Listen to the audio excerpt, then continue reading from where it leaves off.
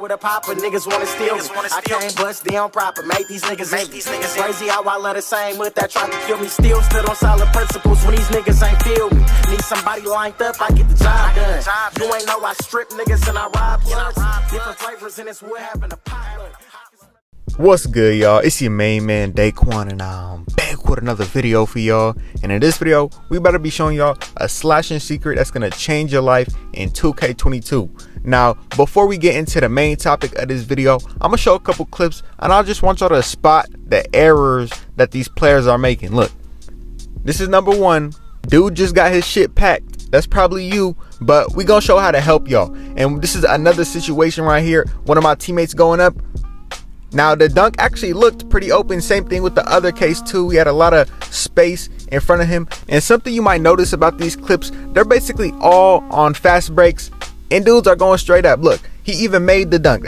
I still wouldn't call that a good dunk. We'll show you a different case too. Even we stop with the ball, we hit a little redirection, dude's still behind us, we still get blocked. Now we gonna show the same clip, but we gonna show a different way to look at that clip. Now first, take a look at this page right here. The positive is gonna mean the offense has control, equal. Offense and defense have equal control. Negative, the defense has control. Now this is how we gonna look at the offense. Now typically the person with the ball, they always have control. It's always gonna be in the green, but in the reality of the situation, we're gonna keep it as honest as possible. Now again, green is when we're in control, equal is when it's gonna be equally controlled. Usually it will come down to the animation that you get. And when it's an equal, you'll most likely be trying to get a contact dunk. And don't worry, we'll be showing more examples. But just to counter the situations that we've seen in the beginning, you could just do as simple as a move like this. We could do a pullback, we could do a stop and post up like we just seen right there, but we don't always have to go up. Just keep that in mind. But we'll also thinking about that, also think about the symbols that are happening in the situation. Now if you look at this situation, we have slash and take, so it's basically always gonna be in the positive, but again, we still don't have to go up. We know what they're gonna do. They're gonna jump, so we can take advantage of that. Now let's take a look at a more complex situation. And usually what I do about every time I get the ball in the backcourt, I usually don't just run up, try to take the dunk, go the easy route. I usually try to stop and play it safe. Now right now it's in the equal right now because we're all going at the same speed until we stop. Now they have the advantage of what's going on the court until we hit that move. Now we're positive, and again, we usually want to go up when it is positive. Typically when we do have more speed, and this is not something you got to remember every time you play. This is just something to get you to know the idea of what's open and what's not. Like right here, negative until we hit that move. We got a little bit of gain of speed until it becomes equal. Then we might try to go for the contact dunk, but we still get the dunk off no matter what. Now a badge that will help you set up situations like these is the stop and go badge. Highly recommend. Now for the players who aren't able to dribble and shit like that, we will help y'all out. But as far as what we already went over, I hope y'all got the basic idea. And if you already knew about this information, then you'll be good. But there's a lot of people who needed that shit. You'll be surprised. But now you're probably asking the question of when should we go straight up? When should we run straight to the rack? Now unless you have 90 plus speed or you're catching a ball off a pass, you really shouldn't be going straight up from coast to coast straight to the basket. In case you didn't know, players without the ball can move faster than players with the ball. Now when it comes to half court basketball, they're checking the ball in, we're getting the ball at half court like this. It's actually harder to score than it is on a fast break for a slasher. Slashers are basically built on momentum, but that is a big reason why I wanted to make this video as well, just because I've seen so many people breaking their shots, like not even knowing how to fucking score on a fast break as a slasher, bro.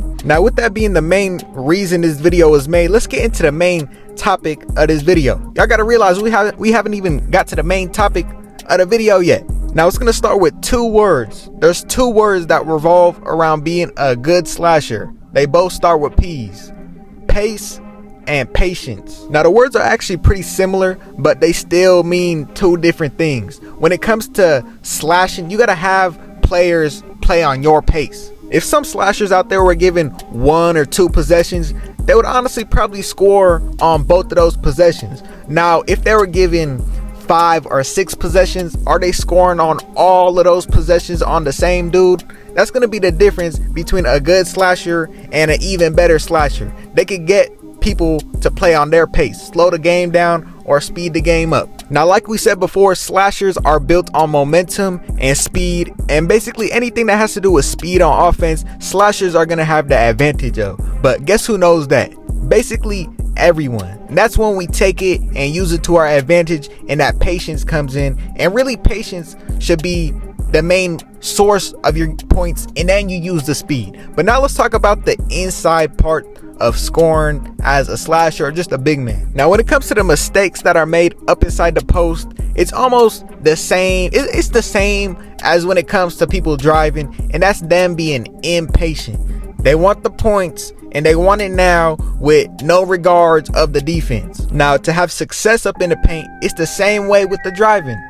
All you got to do is be patient. It's even easier than when it comes to driving as well. It's just simple pump fake and then you're good. Look, boom, we hit a drop step, pump fake, both of them jumping. Basically every single time I get a rebound or when I am open in the paint, I'm hitting a pump fake, maybe 2, maybe 3, just because I know the bullshit that does go down up in the paint. They'll give me a layup out of nowhere, even though I got Hall of Fame rise up, fast twitch. Like, I got a 7'3" big man, a 6'10" big man, both with 95 plus standing dunk, and then I have a 6'8" big man with a 70 something standing dunk who does better standing dunks than both of them. They pop up more. So I've basically seen every single type of situation there is. I still know the workarounds, but all I can say is just be double safe when up in the paint. Now, unlike driving to a degree, you really can't control the animation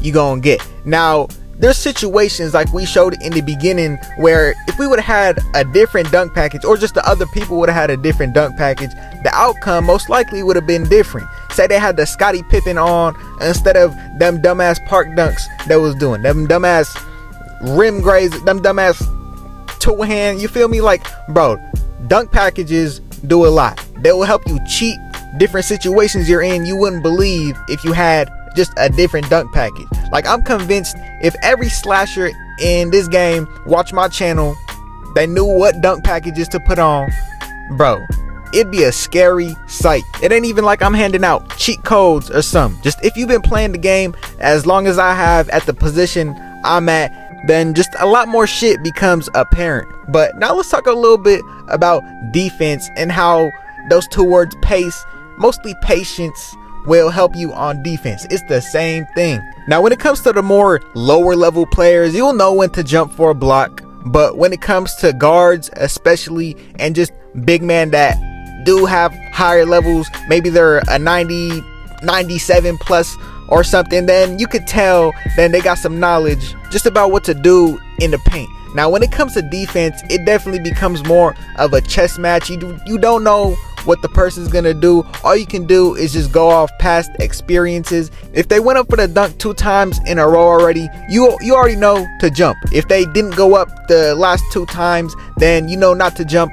But if it's the first time, I'd still say to be patient, just because in most cases it will be in your favor. And if you see the situations we're in basically all these clips right here, if we jump, we're basically blocking their shot, and they know that. That's why they're not going up. However, if it's a situation that's so obvious to jump, bro, just jump. You'll know. At least I hope so. But if you enjoyed the video, make sure you like, comment, subscribe, and